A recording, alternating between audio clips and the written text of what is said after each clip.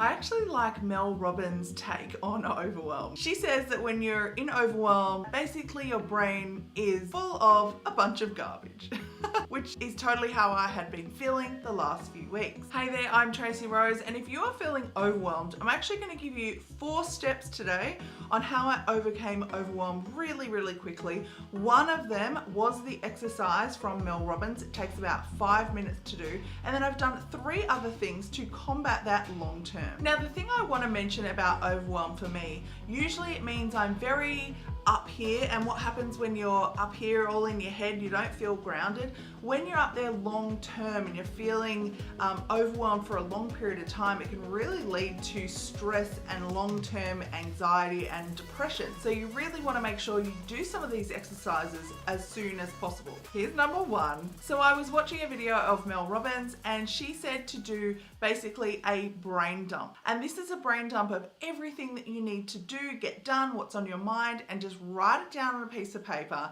and then stop, and then maybe you'll just dump out some more, and it's everything that is overcrowding your mind. So I did this on a piece of paper, and then basically what she says, get a highlighter, or you can circle the top 3 things that are most important that you need to get done. I actually did this the other day, and it took me about 5 minutes, and I went, oh, okay, I just got to do these top 3 things. And it didn't mean that the other things didn't need to get done, but I was overwhelmed with what was going on in my personal life, overwhelmed with some work stuff, kids, it's school holidays coming up, it's the end of the year for kids in Australia, and Christmas time. Here's number 2, exercise.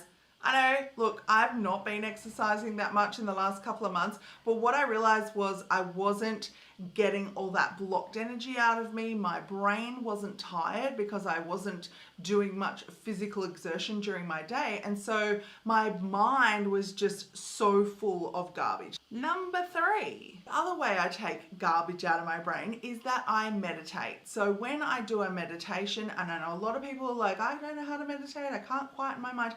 Do you know what it is? It's just like taking the mental garbage out of your brain. Even if you can just quieten down or listen to a guided visualization for 5 or 10 minutes in your day, you will feel so much more calm. You will create so much more mental space in your brain, and you won't be as overwhelmed. Here's number 4, is that I actually take time out to reevaluate what's going on, because often if I'm overwhelmed, it usually means I'm kind of out of alignment in my life. The brain dump could just totally help alleviate that, but if you're still feeling a little bit overwhelmed longer term, you need to work out, well, what is going on in my life that I need to readjust. Often we are swayed to think our way out of a problem, and that engages our highly analytical part of our brain. And when I want to get out of overwhelm or anxious feelings, I know that I actually need to get out of my analytical brain and enjoy myself a little bit more. So as you can see here, I've gone out with my friends over the weekend.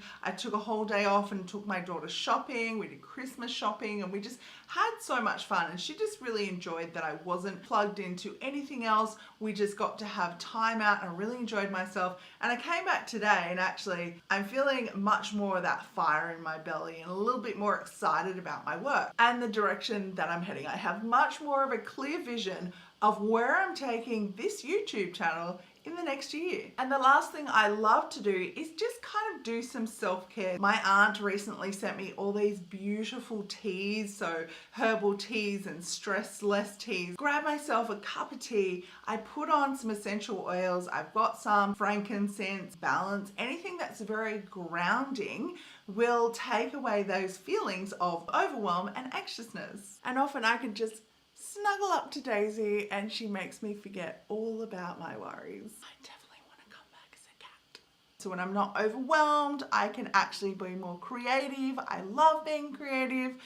I feel a little bit dead inside when I'm not creating something. Being creative means different things to different people, so it could be creative with your work, creative with your YouTube videos. Maybe you love doing art or scrapbooking or photography, or just get into creation mode. I think we as humans are amazing creators, and we forget to be creative. And as kids, we're always creating, but as adults, we forget to give ourselves that time to do that. What do you think, Daisy? So I hope today's video has helped you, and leave me a comment below if any of these strategies have helped, especially that first one where you literally do the brain dump onto a notepad of paper and highlight your top 3 priorities. Such a good idea. Let me know if you've done that. And let me know if you want me to do some more videos on this topic. I would love to know. I really want to focus on doing videos that you want to hear about and things that are going to help you in building your home business that fits around your family. If you are new here, make sure you subscribe to this channel and click on the little notification bell to make sure you get notified every time I upload a new video each and every single week. And because Daisy said so.